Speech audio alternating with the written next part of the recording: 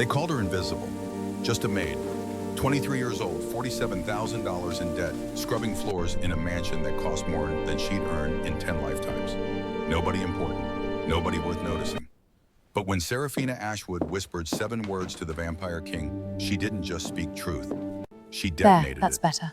Your Indeed, fiancée it looks is perfect. pregnant by The her guests ex. will be very pleased, 7 sir. words. That's all it took to destroy The a shadows royal grow wedding in long. front of Do you 300 sense it guests. too? Aye, 7 my words lady, that we would must turn tread the carefully. vampire world upside down. 7 words that would transform an invisible girl into a queen. But this story doesn't start at the altar. It starts 3 days earlier, in a bedroom, with a conversation Serafina was never meant to hear. And it starts with a father who died believing a lie. Monday morning, the Thornfield estate rose from the Seattle fog like something carved from a nightmare. Gothic spires, stained glass that swallowed light instead of reflecting it. Walls the color of old bruises, dark purple-gray stone that seemed to breathe with the mist rolling in from Puget Sound. Serafina stood at the service entrance, her single suitcase held together with duct tape, her second-hand coat soaked through. Rain dripped from her dark hair. She was shaking. Not from cold, from fear. The agency had been clear. Good pay. No questions asked. Live-in position at a private estate. Duties include housekeeping, event preparation, and absolute discretion. They didn't mention her employer was vampire royalty. She found out when the gate opened on its own. No one touched it. It just knew she was there. Iron scrollwork twisted like frozen screams swinging wide to let her pass. Her footsteps echoed on the cobblestone drive. Too loud. Everything here felt too loud and too quiet at the same time. The door opened before she could knock. "You're late."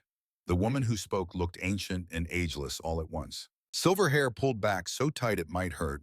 Black dress buttoned to the throat. Eyes like chips of flint that had seen centuries pass and found them all disappointing. "I'm sorry, Mrs. Blackwood, the bus. I don't care about buses." The housekeeper's voice could cut glass. "I care about punctuality. You have exactly 1 chance to prove you're not a waste of my time." "Do you understand?" Serafina swallowed, nodded. "Eyes down when you answer me." She dropped her gaze, stared at the marble floor. It was polished to a mirror shine. She could see her own reflection distorted and small. "Yes, ma'am." "Better, come." The inside of the estate was worse than the outside. Worse because it was beautiful. Vaulted ceilings disappeared into shadow. Chandeliers dripped crystal like frozen tears. Hallways stretched forever lined with portraits of people who all had the same unsettling feature eyes that seemed to follow you even in oil paint. Serafina had grown up poor. Foster homes in Oregon, secondhand everything, ramen for dinner 4 nights a week. She'd gotten a scholarship to Portland State, studied her way out of poverty with a 3.8 GPA and dreams of becoming a teacher. Then her father died. Heart attack, the doctor said. But Serafina knew better. Hearts don't just attack. Hearts break. Slowly. Over years. When the woman you loved, the woman you worked double shifts for, the woman you raised a daughter with, turns out to have been living a double life for a decade. Her mother, if she could even call her that, had another family, another husband, 2 other children, 3 hours away in Tacoma. She'd been maintaining both lives with the precision of a con artist in the soul of a ghost. When her father found out, something inside him just stopped. He died 2 weeks later. Serafina dropped out, buried him with money she didn't have, watched the bills pile up like tombstones. Student loans, medical debt from her grandmother's medication, rent she couldn't pay, $47,000. That's what grief cost. And that's why she was here, in a vampire's house, desperate enough to take any job that paid. Mrs. Blackwood stopped at a door. "These are your quarters. You'll sleep here. You will not enter the main house after 10 p.m. You will not speak to the master unless spoken to. You will not ask questions. You will not gossip with the other staff. Is this clear?" "Yes, ma'am." "Your duties begin immediately. The wedding is in 3 days. There is much to prepare. You'll work the guest wing, change linens, arrange flowers. Be invisible. That's your most important job here, Miss Ashwood. Be useful and be invisible." Invisible. Serafina had been invisible her whole life. In foster care, you learn to be quiet, to take up no space, to watch and listen, and never ever make yourself a problem. "I can do that." Mrs. Blackwood's mouth twitched. Not quite a smile, not quite approval. "We'll see." The last girl lasted 4 days. Couldn't handle the atmosphere. Vampires make some humans nervous.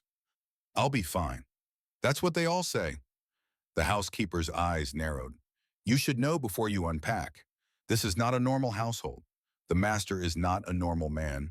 He is Lucian Thornfield, vampire king of the 7 Western Kingdoms, 347 years old. He has ended bloodlines for petty insults. He once hunted a man's descendants for 4 generations because that man dared betray his sister. Seraphina's hands went cold. I, I won't betray anyone. See that you don't. He's getting married on Saturday to Duchess Victoria Ravencroft. It's a very important union, political, powerful. Nothing can go wrong. Do you understand what I'm saying? Yes, ma'am. Good. Start with the blue room, 2nd floor east wing. Linens are in the closet. And Miss Ashwood, Mrs. Blackwood leaned closer. Her breath smelled like old books and older secrets. If you see something you shouldn't see, hear something you shouldn't hear, forget it immediately. That's how you survive here. You forget. She left Seraphina standing in the hallway, heart pounding. Forget. That's what people always said, wasn't it? Forget what you saw. Forget what you heard. Forget that your mother lied for 10 years. Forget that your father died from a broken heart. Forget, forget, forget. Seraphina had spent her whole life trying to forget. But some things, once you know them, you can't unknow. Monday afternoon. The blue room was beautiful in a cold, untouched way. King-size bed with silk sheets. Windows that overlooked gardens where roses grew black as midnight. Seraphina worked quickly, efficiently. Stripped the bed, replaced with fresh linens, fluffed the pillows, checked the bathroom for supplies. That's when she heard voices, male, female, coming from the adjoining room's bathroom. The walls in this old mansion were thick, but sound carried through the ventilation, through the old pipes, through the gaps where modern renovation met ancient architecture. She should leave. Mrs. Blackwood's warning echoed. If you hear something you shouldn't hear, forget it. But Seraphina froze because she recognized urgency in those voices. Intimacy, the kind of intimacy that happens in secret. Harrison, you cannot keep calling me. A woman's voice, breathy, harsh. The wedding is in 3 days.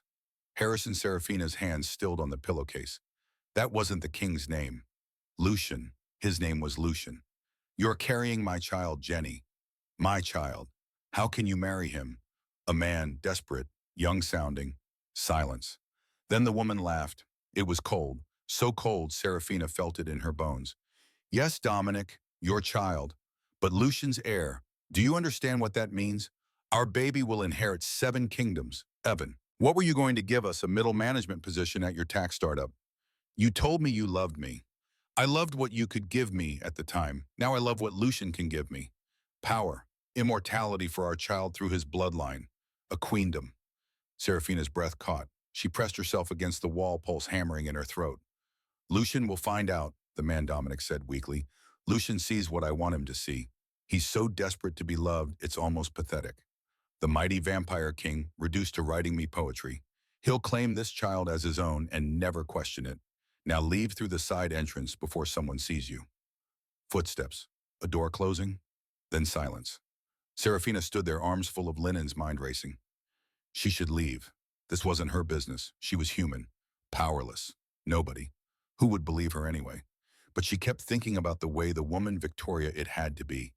Victoria, the fiancée, had said it. So desperate to be loved, it's almost pathetic. She thought about her father, the way he'd looked the day he found that letter from her mother, sitting at the kitchen table in their cramped Portland apartment, just staring at the paper. Not crying, not yelling, just staring. Like his whole world had rewritten itself while he wasn't looking. He'd been desperate to be loved too. Desperate enough to work 60-hour weeks. Desperate enough to never see the truth right in front of him. And it killed him. Not the heart attack, the betrayal, the humiliation, the slow crushing realization that the life he'd built was built on lies. Seraphina grabbed her cart and left the room as quietly as she'd entered. She said nothing. Not that day. Tuesday. Seraphina saw the Vampire King for the first time on Tuesday morning. She was arranging flowers in the grand foyer, white roses and gardenias, hundreds of them, their scent almost overwhelming when he descended the main staircase. Lucian Thornfield didn't walk. He moved. Like gravity had different rules for him. Smooth. Inevitable. He wore black from head to toe. Expensive fabric that moved like water. White hair fell past his shoulders, stark against the dark clothing, against his pale skin.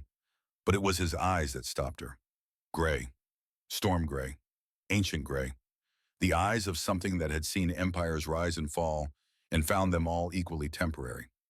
He was speaking to someone, a vampire with similar white hair, shorter, standing beside him like a shadow. His brother Serafina would learn later. Marcus. The orchestra arrives Thursday, Lucian was saying. His voice was different than she expected. Not cold, almost warm. Make sure they have everything they need. Victoria wants perfection. Victoria wants a spectacle, Marcus muttered. Then we'll give her one. Lucian smiled. It transformed his face, made him look less like a monster and more like a man. She deserves everything she's dreamed of. Serafina's hands tightened on the gardenia stems. Thorns bit into her palm. She didn't feel it. He loved her. This ancient, powerful being actually loved the woman who was playing him for a fool. And make sure there are extra gardenias, Lucian continued. They're Victoria's favorite. Are they? Serafina wanted to shout. Or did she just tell you that because they're expensive? But she kept her head down. Kept working. Kept invisible. Lucian passed without noticing her. Why would he? She was just a maid. Just another piece of furniture in his household. Just nobody. That night, alone in her small room, Serafina stared at the ceiling and thought about speaking up. What would happen if she told him, best case, he'd thank her? Maybe. If he believed her. If he didn't think she was crazy or lying or trying to cause trouble. Worst case, she'd be dead. Or worse than dead, if the stories about vampires were true. Mrs. Blackwood had made it clear. The master is not a normal man. He has ended bloodlines for petty insults. What would he do to a human who accused his fiancée of betrayal? Serafina rolled over, pulled her thin blanket up to her chin, tried to sleep, but she kept seeing her father's face. She kept hearing Victoria's laugh. It's almost pathetic. She kept thinking silence protects liars. Her father had been silent, had ignored the signs, the late nights, the phone calls her mother took in the other room, the way she smelled different, sometimes like cologne that wasn't his. He'd been silent because confronting the truth meant destroying everything, meant admitting he'd been fooled, meant being alone. So he said nothing, and it destroyed him anyway. Wednesday morning. The ballroom was a cathedral of glass and gold. Serafina had been assigned to final decorating duties, hanging silk drapes, positioning candles, 300 of them. They'd be lit on Saturday all at once, creating an ocean of light for the ceremony. She was adjusting a centerpiece when she heard footsteps behind her. Lucian, alone. He was inspecting the room, walking slowly between the chairs, one hand trailing along the backs. He looked thoughtful, maybe a little sad, like a man trying to convince himself he was making the right choice. The gardenias look perfect, he said softly, not to her, just to the room. To himself, Serafina's heart started pounding. The florist had left 10 minutes ago. The event coordinator was gone. The other staff had moved to different wings. It was just the two of them. Every survival instinct screamed at her to stay quiet, to finish her work and leave, to be invisible like she'd been taught. But a deeper instinct moved her feet forward. The same instinct that made her speak up in her third foster home when she saw another kid getting hurt. The instinct that cost her safety but let her sleep at night. The instinct that said some lies are too dangerous to keep. Your Majesty, her voice came out barely louder than a whisper, but in the vast empty ballroom it carried. Lucian turned. Those gray eyes found her, really saw her for the first time. The gardenias, he said, mistaking her approach for a question. They look perfect. You've done excellent work. Thank you, Your Majesty. But I need to tell you something. Her whole body was shaking.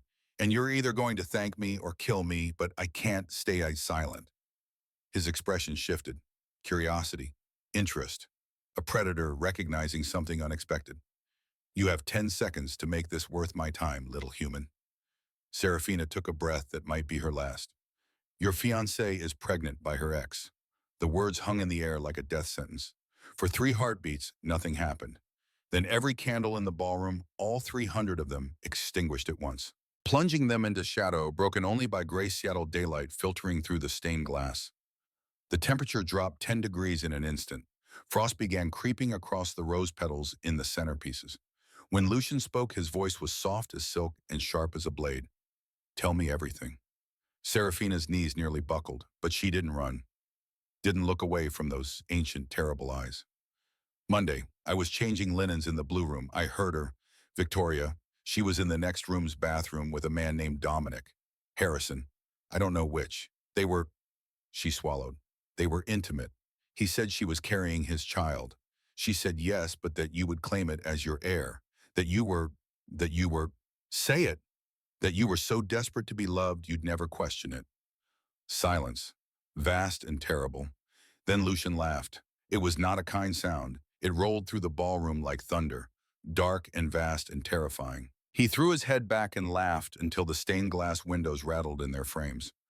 347 year, he said softly, that old world accent bleeding through, turning his words into something ancient and dangerous.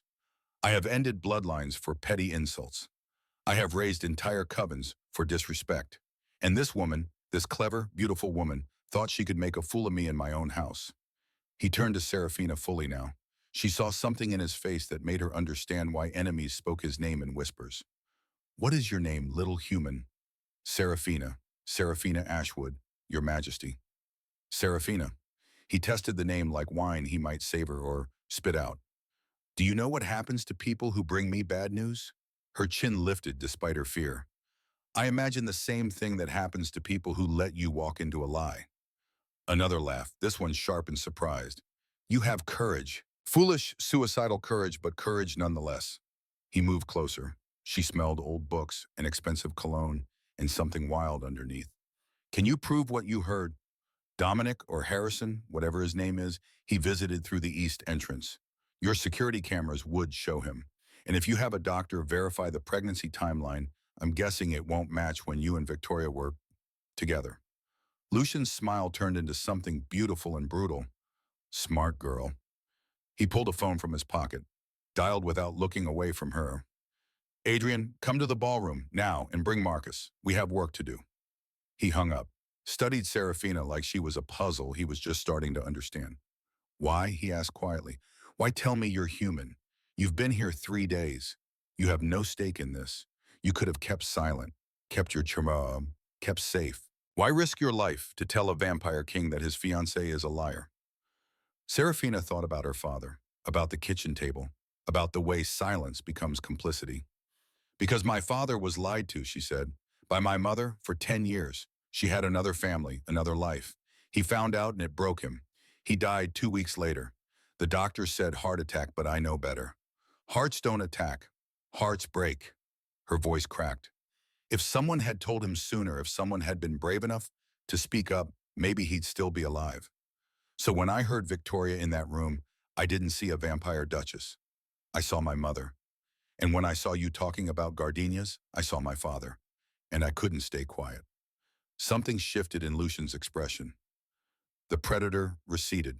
Something almost human emerged. I'm sorry about your father. I'm sorry about your wedding. He smiled. This time it was real. Sad and real and oddly gentle. Don't be sorry about the wedding. It was never going to happen. Not anymore. He paused. But it will still proceed. Serafina blinked. What? Oh, the wedding will happen, Serafina. Exactly as planned. Every guest, every flower, every candle. Victoria suspects nothing, and she will continue to suspect nothing. His eyes went cold again. Calculated. Because revenge, true revenge, requires an audience and a certain theatrical timing. The ballroom doors opened. 2 vampires entered, Marcus, the brother she'd seen before, and another older with eyes that held centuries of warfare. This is Serafina, Lucian said without preamble. She just told me that Victoria is pregnant by her ex. I need you to verify. Security footage, medical records, everything. Marcus's eyes widened. The older vampire Adrian simply nodded. How far do you want us to dig? All the way to bedrock. I want every lie she's ever told, every secret she's kept, every person that she's manipulated. Lucian's voice was ice. And I want it before Saturday. They left without another word. Lucian turned back to Serafina. You're not safe in the main house anymore. Victoria has eyes everywhere. Mrs. Blackwood is loyal to the household, which means she reports unusual behavior. A new maid who happens to be near the blue room at the exact moment Victoria was confessing her sins. That might raise questions. Am I fired? No, you're being transferred. He smiled. To a cottage on the far side of the estate. Private, comfortable. You'll be safe there. And tomorrow evening, you and I are going to have a conversation about what happens next. What does happen next? Lucian looked at the extinguished candles. With a gesture, they all reignited at once, 300 flames blooming like flowers. Next, we plan a wedding that Victoria will never forget because she's going to stand at that altar in front of 300 guests, in front of the representatives of 7 kingdoms, and I'm going to destroy her so completely, so publicly, so precisely. He paused. That she'll wish I'd just killed her instead. He walked toward the door, stopped, looked back. Thank you, Serafina Ashwood, for your courage, for your honesty, for seeing me when I was too blind to see the truth. His voice dropped. You saved me from something worse than betrayal.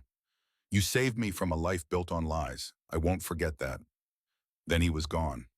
Serafina stood alone in the ballroom, surrounded by 300 dancing flames, wondering what she'd just set in motion. Outside, the Seattle rain began to fall. Inside, something darker than rain was coming. A storm named Revenge, and she, the invisible maid, was standing at its center. Wednesday evening, the cottage sat at the edge of the Thornfield estate like a secret, hidden behind ancient oak trees wrapped in ivy, windows glowing soft amber in the twilight. It was small, charming, the kind of place where fairy tales happened or where people disappeared forever. Serafina wasn't sure which one this would be. She'd been escorted here by a silent vampire in a black suit. No explanation, no conversation, just a curt nod toward the door before he vanished back into the mist. Inside the cottage was more beautiful than anywhere she'd ever lived. Exposed wooden beams, a fireplace already crackling with warmth, furniture that looked old and expensive and comfortable all at once. A bedroom upstairs with a 4-poster bed and windows overlooking gardens she couldn't quite see in the dark. On the kitchen table, a bottle of wine, 2 glasses, a note in elegant handwriting. Wait for me. L. So she waited. She should be terrified. She'd just told a vampire king that his fiancée was pregnant by another man. She'd been moved to an isolated cottage in the middle of nowhere. No witnesses, no escape. But strangely, she wasn't afraid. Maybe because she'd already lost everything that mattered. Her father, her future, her belief that good people got happy endings. What was left to take? A knock came at 8 o'clock. 3 soft raps that somehow sounded both polite and inevitable. Serafina opened the door. Lucian stood on the threshold, still in black, but different now. Looser. His hair down, no formal jacket. He looked less like a king and more like a man who'd just survived something exhausting. May I come in? He asked, as if he didn't own every brick and board. She stepped aside. He entered slowly, glancing around the space with what might have been approval. Then his eyes found hers. Adrian verified everything. Security footage shows a man matching your description entering the estate 17 times in the past 2 months. Always through the east entrance. Always when I was away on kingdom business. His voice was calm. Too calm. Medical records confirm a 3-month pregnancy. I was in Vienna 3 months ago for the summit. Victoria stayed here claiming she was ill. Serafina's hands tightened. I'm sorry. Don't be. He moved to the table, picked up the wine bottle, something old, probably worth more than her student loans, and poured 2 glasses with steady hands. You gave me truth. That's more valuable than apologies. He handed her a glass. Their fingers brushed. His skin was cool, not cold, just different, like touching marble that had been sitting in shade. Sit, he said, not an order, an invitation. They sat across from each other at the small table. The firelight caught his white hair, turned it gold at the edges, made shadows dance across his angular face. I need your help, Serafina Ashwood. My help. The wedding will proceed as planned. Victoria suspects nothing. I've been the perfect doting fiancé. But revenge, true revenge, requires eyes where I cannot be. It requires someone Victoria has never noticed. He leaned forward. Someone who can move through preparations invisibly. Someone who can report back everything she does, everyone she speaks to, every mask she wears. You want me to spy on her? I want you to be my witness. And when the moment comes when I bring her entire deception crashing down in front of the 7 kingdom representatives, he paused. His smile was wicked. I want her to see your face. I want her to realize that the maid she never bothered to notice is the one who destroyed her. Serafina should have said no. Every rational thought screamed to refuse to ask for her pay and disappear. But she thought of her father, of the tenderness in Lucian's voice when he'd ordered gardenias. What do you need me to do? Something flickered in his eyes, relief, respect. Help me make sure that when I strike, it's so precise, so complete that she never recovers. He drank. She drank. The wine was like velvet and smoke. But first, Lucian said quietly, I need you to understand why this matters. Beyond pride, beyond public humiliation. He set down his glass, stared into the fire. I had a sister once, Isadora. She was everything good that our family produced, everything I was not. Kind, gentle, trusting. His voice went soft, distant. She fell in love with a human man who claimed to adore her. She was going to turn him share eternity with him. I warned her to wait to be certain, but she was so in love, so convinced he was different. Serafina's chest tightened. She knew where this was going. The night before the turning ceremony, I found her in her chambers. He'd poisoned her with vervain, a substance that burns vampires from the inside. And he'd stolen 3 centuries worth of family artifacts. Lucian's jaw clenched. She survived barely, but something in her broke that never healed. Where is she now? A convent in Ireland. She hasn't spoken in 70 years. The silence stretched. The fire popped and crackled. So you see, Serafina, this isn't just about Victoria's betrayal. This is about every lie told to someone brave enough to love. This is about making sure the ones who weaponize trust pay a price so steep that the next person thinks twice. Serafina understood then. This wasn't cruelty. This was justice carved from grief. My father was a good man, she heard herself say. He worked maintenance at a community college in Portland. My mother left when I was 4. Just disappeared one day. He raised me alone, worked double shifts, never complained. She traced the rim of her glass. When I was 16, I came home early from school and found him sitting at the kitchen table just staring at a letter. Turns out my mother hadn't just left. She'd been living 2 hours away with another family, another husband, 2 other kids. She'd kept both lives running for over a decade. Lucian listened without interruption, giving her the same attention he probably gave kingdom treaties. He died 2 years later. Heart attack, they said, but I think it was really heartbreak just delayed. She looked up. So when I heard Victoria in that room, I didn't see a vampire duchess. I saw my mother. And when I saw you talking about gardenias, I saw my father. And I couldn't stay quiet. Something shifted in Lucian's expression. A crack in the armor. You're far braver than you know, Serafina, or far more damaged. She smiled weakly. In my experience, the two often overlap. He refilled her glass, raised his own. To the broken parts that make us brave. They drank in comfortable silence. Serafina realized with surprise that she felt safe here, in this cottage, with this ancient, terrifying man who somehow understood the specific shape of her wounds. Tomorrow will be brutal, Lucian said finally. What I'm going to do, what I need to do, it won't be kind. Are you certain you want to be part of it? She thought of her father's face, of Isadora in her silent convent, of every person who ever swallowed a betrayal because speaking up felt too dangerous. I'm certain, Lucian smiled. This time it reached his eyes. Then let me tell you exactly how we're going to destroy her world. Thursday, Serafina moved through the estate like a ghost, refilling champagne flutes, adjusting floral arrangements, listening. Victoria was everywhere, a whirlwind of silk and false warmth, directing caterers, approving seating charts, playing the role of radiant bride with the precision of a seasoned actress. Serafina watched her rehearse her vows in an empty drawing room, watched her practice the exact angle of her smile, the precise moment when her voice should crack with emotion. It was terrifying, how good she was at lying. The Duchess wants more gardenias in the East Ballroom, Mrs. Blackwood announced during the staff meeting. She says they're her absolute favorite. Are they? Serafina wanted to scream. Or is that just another lie? But she kept her face blank, kept her role. The invisible maid.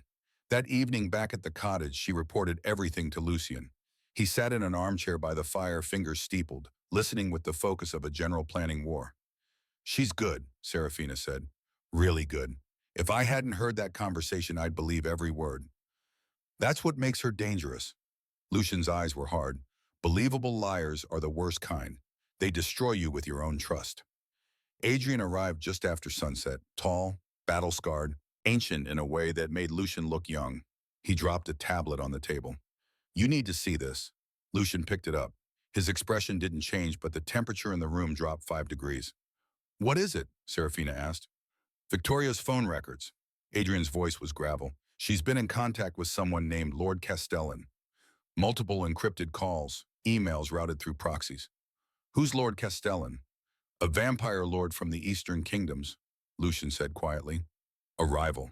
Someone who would very much like to see the Western Kingdoms fall into chaos. He scrolled through the tablet, then he laughed. That same cold, terrible laugh from the ballroom. She's a spy, not just an opportunist, a planted spy. He looked up at Adrian. How deep does this go? I found a network, 27 vampires all connected to her. Some in your court, some in your territories. All bought or blackmailed. Adrian's face was stone. This wasn't just about securing an heir. This was about infiltration. Marry you, birth a child with claim to the throne. Then, then remove me, Lucian finished. Poison, assassination, something clean and deniable. And suddenly the Eastern Kingdoms have a puppet heir they can control through Victoria. Serafina's blood went cold. This is bigger than an affair. Much bigger, Lucian set down the tablet, but also much better, because when I expose her on Saturday, I won't just be revealing a cheating fiancé. I'll be unmasking a political conspiracy in front of witnesses from 7 kingdoms. He looked at Serafina. This is your last chance to walk away. What I'm about to do, the forces I'm about to provoke you, could get caught in the crossfire. She thought about it for exactly 3 seconds. I'm staying, Friday. Victoria noticed her on Friday afternoon. Serafina was arranging flowers in the grand foyer when she felt eyes on her back. She turned. The Duchess stood on the staircase, elegant in cream silk, studying Serafina like a cat studying a mouse. You're new, Victoria said, not a question. Yes, ma'am. I started Monday. What's your name? Serafina, ma'am. Victoria descended slowly, circled her once. Serafina kept her eyes down, heart pounding. You seem competent. I like that. So many of the staff here are utterly useless. She picked up a gardenia and inhaled its scent. Tell me, Serafina, are you enjoying your work here? Yes, ma'am, very much. Good, because I'd hate for anything to interrupt that. Victoria's smile was sharp. Mrs. Blackwood tells me you've been spending time near the guest wing, the blue room area. Serafina's pulse spiked, but she kept her voice steady. Yes, ma'am, that's my assignment. Preparing rooms for wedding guests. Of course, how silly of me. Victoria set down the flower. Well, carry on. And Serafina, if you ever see or hear anything unusual, anything at all, you'll report it directly to Mrs. Blackwood. Won't you buy? Of course, ma'am. Victoria swept away, leaving behind the scent of expensive perfume and veiled threats. Serafina's hands shook as she finished the arrangements. That night at the cottage, Lucian was furious. She's suspicious. I should move you somewhere safer. No, if you move me now, it proves her suspicions right. Serafina paced. Besides, I'm useful where I am. I can still watch her, still report back. She could hurt you. She could try.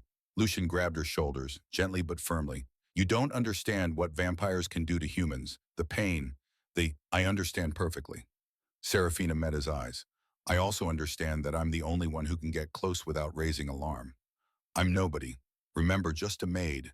Invisible. Something flickered across his face. Frustration, admiration. Something else she couldn't name. You're not invisible to me, he said quietly. The air between them changed, charged. His hands were still on her shoulders, cool through the fabric of her shirt. She should step back, maintain distance, keep this professional. But she didn't want to. Lucian, she whispered. I know. His voice was rough. This is a terrible idea. You're human, fragile. You'll age and die in what feels like a heartbeat to me. And yet, and yet, and yet you've shown me more genuine care in 5 days than Victoria did in 2 years. He leaned closer. Why, what do you gain from comforting a monster? You're not a monster. I've killed thousands. You've protected more. She reached up, touched his face. His skin was cool but not unpleasant. You're someone who loves deeply and protects fiercely, and yes, punishes those who deserve it. But that doesn't make you a monster.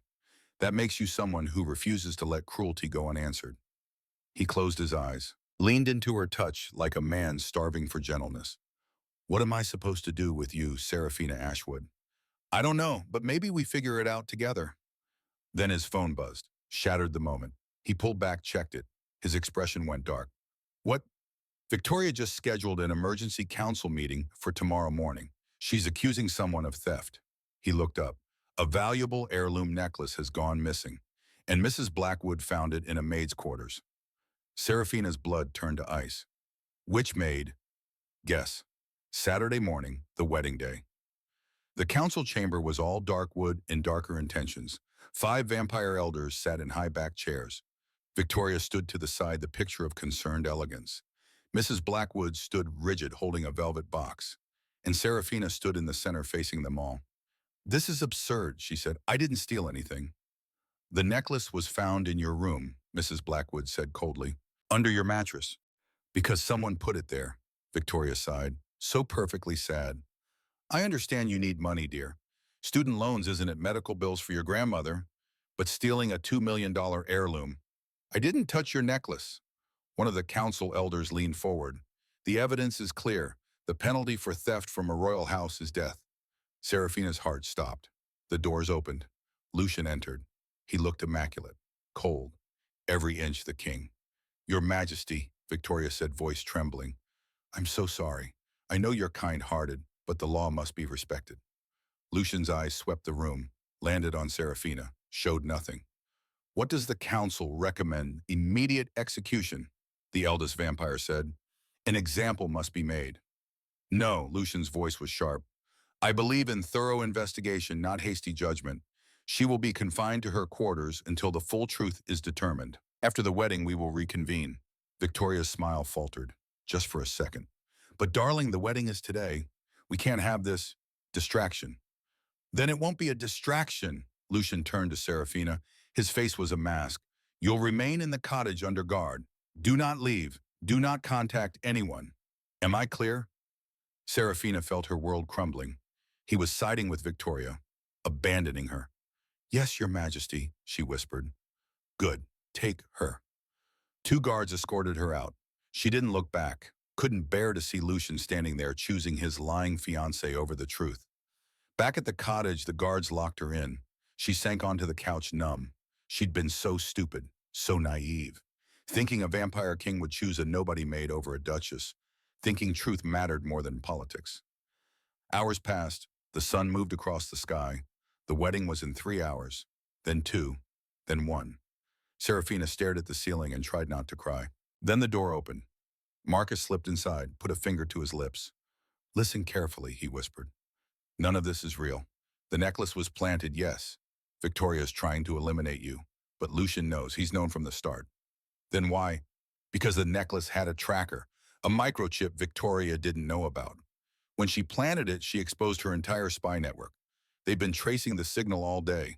27 vampires all connected, all here for the wedding. Serafina's head spun. He let her frame me. He made her think she'd won, made her careless. Marcus handed her a small earpiece. In 30 minutes, you're going to witness the most brutal public takedown in vampire history. But you need to be there in the back row. Lucian wants Victoria to see you. Wants her to know that the maid she tried to destroy is watching her fall. The guards are on our side. They'll escort you to the ceremony, quietly.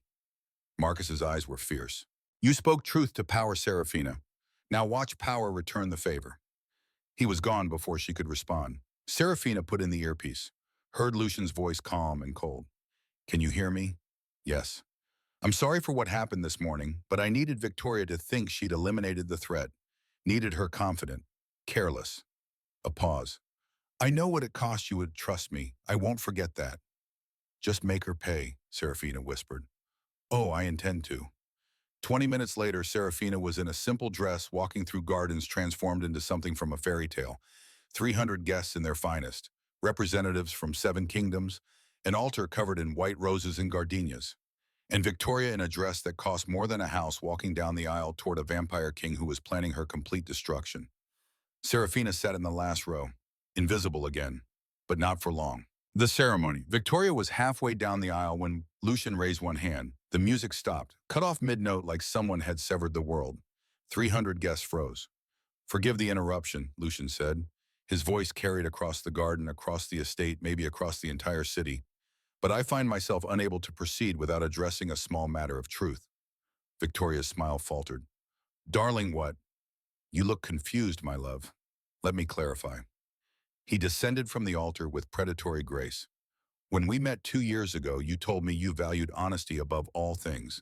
You said your previous relationship ended because your ex was a liar. Do I have that correct? Lucian, this isn't the time. Oh, I disagree.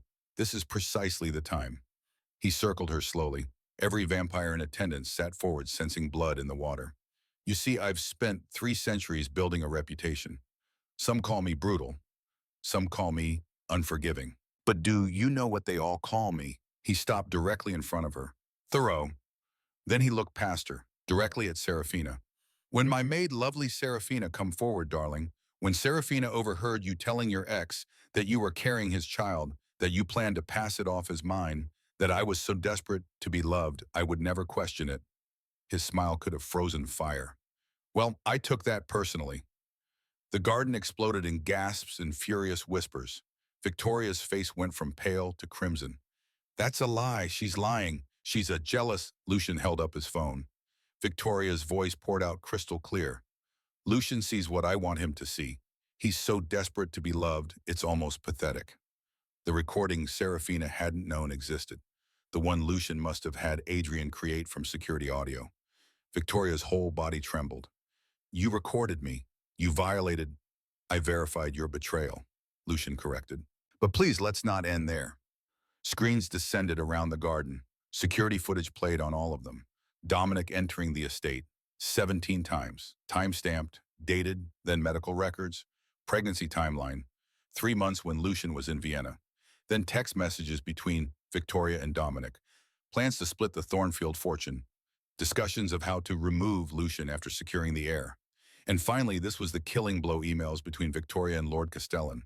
Years of correspondence, plans to infiltrate the Western Kingdoms, lists of 27 vampires she'd recruited, strategies for a coup. The reaction was immediate and volcanic. Vampire dignitaries rose from their seats shouting. Alliances dissolved on the spot. Victoria's own family turned away in shame. But Lucian wasn't finished. Victoria Ravencroft, he said, voice dropping to something ancient and absolute. You didn't just betray me. You weaponized my grief over my sister. You studied my wounds and used them against me. You plotted against my family, my kingdoms, my legacy. He leaned close. So here's what happens next. You leave this estate with nothing but the dress on your back, which I'll permit because I'm feeling generous. The child you carry will be provided for financially until adulthood. I don't punish innocent children, but you will never hold power in any vampire territory in the Western Hemisphere. I will personally ensure every kingdom knows exactly what you are. Victoria's composure shattered completely. Lucian, please. I made a mistake. You made a choice. Now live with the consequences. He turned his back on her. The ultimate dismissal. Security moved forward. But Victoria's eyes found Serafina. The hatred there was molten. You, she hissed. You ruined everything. Serafina stood, walked forward until she was face to face with the fallen Duchess. No, she said quietly. You did that yourself the moment you underestimated the maid. Then Victoria was gone, escorted away, exiled, destroyed. And Serafina stood in the garden surrounded by 300 witnesses no longer invisible, no longer nobody. Lucian's eyes found hers across the chaos, and he smiled. The garden descended into beautiful chaos. 300 vampires talking at once. Accusations flying, alliances crumbling like old paper. The representatives of the 7 kingdoms huddled in urgent conference, their faces masks of shock and calculation. Victoria stood frozen in the center of it all, her white dress suddenly looking like a shroud. The perfect duchess, the flawless bride, shattered into 1,000 jagged pieces in front of everyone who mattered. Serafina watched from her position near the altar, heart still hammering. She'd done it, stood up to a duchess, faced down 300 vampires, survived. But the storm wasn't over yet. A man burst through the garden entrance, young, human, desperate. His suit was rumpled, his face panicked. Dominic. He ran toward Victoria, stumbling over carefully arranged flower petals. Jenny, what's happening? I got your text. You said it was urgent. He stopped, saw the screens, saw his own face on security footage entering and leaving the estate again and again. Saw the text messages he'd sent laid bare for everyone to read. His face went white as bone. Oh God, he whispered. Oh God, what did you do? Victoria grabbed his arm. Tell them you love me. Tell them this was real. Dominic looked at Lucian, at the assembled vampires, at 300 pairs of eyes that had seen empires rise and fall. I didn't know. I swear I didn't know about the politics, about Lord Castellan. She told me, she said you were cruel, that you trapped her, that she needed rescuing. Shut up, Victoria hissed. Shut up, you idiot. But Dominic was past listening, past thinking. He dropped to his knees in front of Lucian. Please, your majesty, I'm sorry. I was stupid. I was in love and I was stupid, and I didn't know she was using me. Love. Lucian's voice was soft, deadly soft. You think love excuses treason? Excuses conspiracy? Excuses plotting the death of a king? I didn't plot anything. I just wanted to be with her. You wanted what she could give you, access, status, a child with royal blood. Lucian looked down at him like a man studying something unpleasant on his shoe. You're pathetic, Mr. Vale, but you're also human. So I'm going to give you a choice. Dominic looked up, hope flickering in his eyes. You can die with honor, right here, right now, quick and clean. I'll even let you write a letter to your family first. Lucian's smile was cold. Or you can live in exile. Permanent, irrevocable. You'll leave North America tonight and never return. You'll renounce all claim to the child Victoria carries. You'll spend the rest of your short human life knowing that you betrayed a king and lived only because he found you too insignificant to kill. The garden was silent. Dominic's breath came in ragged gasps. Exile. I choose exile. Of course you do, Lucian gestured. Two guards appeared. Escort Mr. Vale to the airport. Make sure he gets on a plane to somewhere far away. I don't care where. Just make sure he understands that if he ever sets foot in my territories again, the mercy ends. They dragged Dominic away. He didn't fight. Didn't even look back at Victoria. And that Serafina realized was the cruelest cut of all. He'd chosen survival over her without hesitation. Victoria watched him go, something breaking in her face. Then she turned on Lucian with sudden violence. You sanctimonious bastard, she snarled. You think you're so noble, so righteous, you're a killer, a monster. You've murdered thousands. I've executed enemies of my kingdom. There's a difference. No, there isn't. Victoria's voice rose shrill and desperate. And you want to talk about using people, you use that little maid.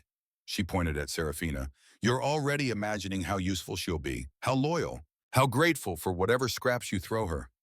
Lucian moved faster than Serafina could track. One moment he was standing still.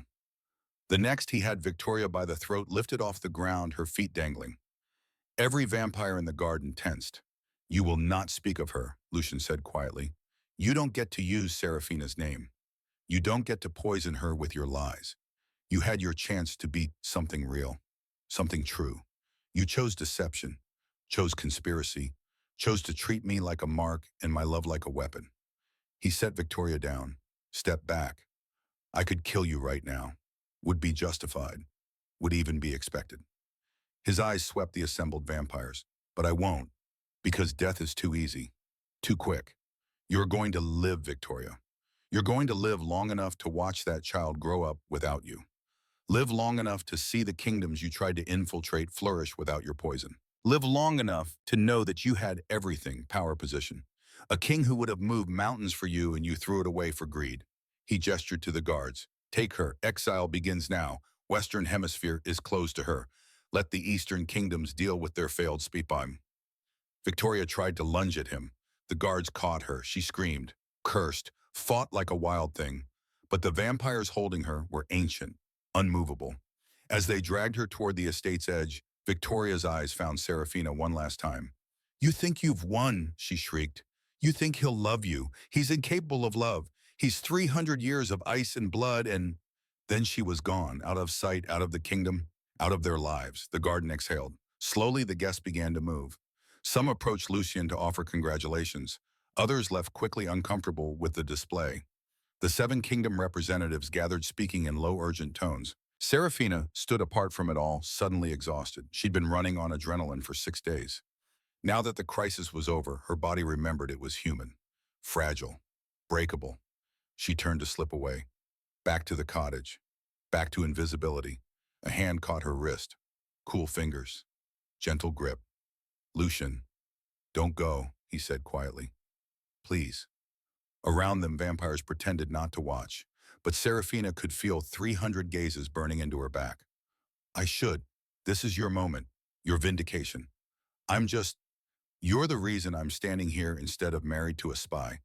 His thumb traced small circles on her wrist. You're the reason I'm free instead of poisoned in 6 months. You're the reason 27 traitors are in custody instead of plotting my downfall. I just told you what I heard. You risked your life to tell a monster the truth. His eyes were storm gray, intense. That's not just anything. Marcus appeared at Lucian's elbow, tactfully clearing his throat. Brother, the council wants a word about the situation. Lucian's jaw tightened, but he nodded, released Serafina's wrist. Go back to the cottage. Rest. I'll come find you when this is done. And then, he smiled. It was tired and real and made him look almost human. Then we figure out what happens next. The cottage was blessedly quiet. Serafina collapsed on the couch, still in her simple dress, and stared at the ceiling. Her mind kept replaying the garden. Victoria's face when the truth came out. The shocked gasp of 300 vampires. Dominic on his knees choosing exile. And Lucian, always Lucian, the way he'd looked at her, the way he'd defended her. She must have dozed off because suddenly it was night. The fire had burned down to embers, and someone was knocking. She opened the door. Lucian stood there still in his wedding clothes, but disheveled now, tie gone, shirt partially unbuttoned, hair loose around his shoulders. He looked wrecked, exhausted in a way that had nothing to do with physical tiredness. May I come in? She stepped aside. He entered slowly like a man walking through glass, moved to the couch but didn't sit. Just stood there, hands in his pockets, staring at the dying fire. It's done, he said finally. The council has formally recognized the conspiracy. Lord Castellan's ambassador has been expelled. The 27 vampires in Victoria's network are facing trial. My kingdoms are secure. That's good. Yes, it's good. He turned to face her. I won, Serafina. Complete and total victory. Victoria is exiled. Dominic is gone. My enemies are exposed. Everything I wanted. Then why do you look like you lost? The question hung between them. Lucian sank onto the couch, elbows on his knees, head in his hands. For the first time since she'd met him, he looked breakable. 347 years, he whispered. I've been alone for 347 years. By choice. By protection. Because everyone I ever let close either died or betrayed me. And the one time I tried again. The one time I thought maybe I could have something real. His voice cracked. Serafina sat beside him. Not touching, just close. She wasn't real, she said gently. But that doesn't mean you were wrong to hope. It means she was broken. Not you. How do you know I'm not broken? Because broken people don't care about gardenias, don't write poetry, don't spend 70 years visiting a sister who can't even speak. She reached out, took his hand. Broken people don't show mercy to someone like Dominic. Don't provide for a child that isn't theirs. Don't give a nobody Maid the chance to speak truth. Lucian looked at their joined hands. His fingers were cool, but they tightened around hers like she was an anchor. You're not nobody. I was, to everyone but you. He lifted his head, met her eyes, and she saw it all there, 3 centuries of loneliness. Of walls built so high even light couldn't get through. Of a man who'd forgotten what it felt like to be seen as anything other than a king or a monster. What am I supposed to do with you, Serafina Ashwood? His voice was rough, raw. You're human. You'll age. You'll die in what feels like a heartbeat to me. Every moment with you is borrowed time. And yet you've shown me more genuine care in 6 days than Victoria did in 2 years. You risked execution to save me from a lie. You stood in front of 300 vampires and didn't flinch. You looked at me, really looked at me, and you didn't see a monster. You saw someone worth protecting. Serafina's throat tightened. You are worth protecting. Why, what do you get from this? From caring about me? She thought about her father, about the empty kitchen table, about all the years she'd spent watching people pretend everything was fine when it wasn't. I get to sleep at night knowing I spoke truth. I get to know that somewhere in the world good people aren't being used by bad ones. I get to believe that love, real love, is still possible even after betrayal. She squeezed his hand. And I get you. However long that lasts, whatever that means. Lucian stared at her like she was something impossible, something miraculous. Then he pulled her close. Not a kiss, just closeness. His forehead against hers, his breath cool against her skin, his hands cradling her face like she was precious, breakable, worth everything. I don't deserve you, he whispered. Good thing I'm not asking what you deserve. I'm asking what you want. You, God help me, I want you. Then have me. He kissed her then, not the gentle kiss from before. This was desperate, hungry, 3 centuries of loneliness pouring into a single moment, his hands in her hair, her fingers clutching his shirt. When they broke apart, they were both breathing hard. I can't offer you forever, Lucian said against her lips. Not yet, not unless you choose it. But I can offer you now, today, tomorrow, however many days you'll give me. What if I want more than days? Then we'll talk about eternity. Later, when you've had time to think, to be sure. He pulled back slightly. I won't pressure you, won't make you feel like you have to choose immortality to keep me. If you want to stay human, live a normal lifespan, I will love you for every second of it and count myself lucky. Serafina felt tears prick her eyes. You'd really do that, watch me age and die. I'd do anything for you. He said it simply, like it was obvious. You saved me, Serafina. Not just from Victoria, from myself, from becoming the monster everyone thinks I am. She kissed him again, softer this time, a promise instead of a question. Then let's start with now, she whispered, and figure out forever later. They stayed like that for a long time, wrapped in each other, the fire burning low, the night stretching out around them like a benediction. Outside, Seattle slept. Inside, two broken people found something whole. 2 years later, the Thornfield estate looked different in autumn sunlight, softer, the Gothic spires less menacing, the gardens less shadowed. Or maybe Serafina just saw it differently now. She stood in front of the mirror in what used to be the guest suite, but was now hers and Lucian's chambers adjusting her dress. Ivory silk, simple cut, no train, no veil, just her. A knock at the door. Come in. Marcus entered looking uncomfortable in formal wear. He'd never quite mastered the art of ties. You look beautiful, he said, then immediately looked embarrassed. I mean, you always look. What I meant was, I know what you meant. She smiled. Thank you. Lucian's pacing. He's been pacing for an hour. I think he's nervous. A 349-year-old vampire king is nervous about marrying a human. Apparently, Marcus grinned. He's been muttering about vows. Keep asking Adrian if they sound stupid. Serafina laughed. 2 years together and Lucian could still surprise her, still make her heart flutter like she was 17 instead of 25. It had been a strange 2 years, beautiful and strange. The first few months she'd stayed in the cottage, kept working as a state archivist, a position Lucian created for her when she mentioned loving books. They dated like normal people. Dinners, walks, long conversations about everything and nothing. He'd paid off her student loans without telling her. She'd found out when the collection agency called to confirm the payment. They'd fought about it for approximately 10 minutes before she realized she was yelling at a vampire king who just wanted to help. He'd paid for her grandmother's medication too. Sent her mother, the woman who'd betrayed her father, a letter that Serafina never read. Apparently it was pointed. The money for the medication kept coming, but her mother never contacted her again. Good riddance. 6 months in, Lucian had asked her to move into the main house, into his chambers. She'd said yes without hesitation. A year in, he'd asked her to be his official partner. Not just girlfriend, partner, equal. The human who stood beside the vampire king and somehow made it work. The vampire community had been skeptical at first, a human in the inner circle. But Serafina had a gift for seeing through political bullshit, for asking the questions no one else dared ask, for finding compromises where everyone else saw only conflict. Turned out being invisible your whole life taught you how to read people, how to see what they were really saying beneath the words. She'd become invaluable, not because of any special power, just because she was honest, brave, and utterly unwilling to let Lucian become the monster he feared he was.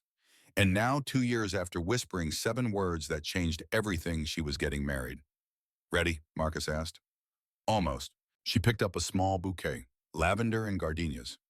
One question first. Shoot. Victoria, do you know what happened to her? Marcus's expression darkened. You really want to know? Yes. He sighed. She's in Prague, living in a small apartment on the outskirts, works as a translator. The child, a boy, was born last year. She tried to contact him when he turned 1. He refused to see her. That's sad. That's justice. Marcus's voice was hard. She plotted to kill my brother, to destroy our kingdoms. She doesn't get sympathy. I'm not sympathizing, I don't know. Acknowledging that it's complicated. Serafina adjusted her bouquet. She made terrible choices, but she's still a person, still someone's mother. You're too kind. Maybe, or maybe I just know what it's like to have a mother who made terrible choices. She looked up. My mother, the one who left. She sent a letter last month. Marcus raised an eyebrow. And I haven't opened it. Don't know if I will. Serafina shrugged. Some wounds don't need poking, but I hope she's okay, wherever she is. I hope she's figured out how to be less broken. You're a better person than me. I just have more practice forgiving people who don't deserve it. Marcus smiled. Lucian's lucky he found you. I think we found each other. The ceremony was small, 50 guests instead of 300, people they actually cared about instead of political obligations. The garden was decorated simply, white flowers, candles, autumn leaves drifting like gold coins. Lucian stood at the altar in charcoal gray, his white hair pulled back, his eyes locked on the path Serafina would walk. Adrian stood beside him as best man, Marcus on the other side, and in the front row via video call on a tablet because she still couldn't travel Isadora. Lucian's sister, silent for 70 years, but her eyes were bright, alive, watching. The music started. Nothing traditional, a piano piece Serafina loved, simple and honest. She walked down the aisle alone. No one to give her away. She was giving herself, choosing this, choosing him. Lucian's expression when he saw her nearly broke her. Wonder, reverence, love so fierce it was almost painful to witness. She reached him, took his hands. Hi, she whispered. Hi yourself. His voice was rough. The officiant, a elderly vampire who'd presided over royal unions for centuries, cleared his throat. We're gathered today to witness something rare, something precious. The union of two souls who found each other across impossible divides. He smiled. The couple has chosen to speak their own vows. Lucian took a breath, looked into Serafina's eyes. I've lived for 349 years. I've seen empires fall. I've watched humans and vampires dance around each other with suspicion and fear and occasional violence. I've been betrayed. I've been alone. I've been so convinced that love was a lie that I almost missed it when it arrived. His hands tightened on hers. You came into my life as a maid with no reason to care about my heart. But you cared anyway. You risked your life to tell me truth. You stood beside me when it would have been safer to run. You looked at a monster and saw a man worth saving. His voice cracked.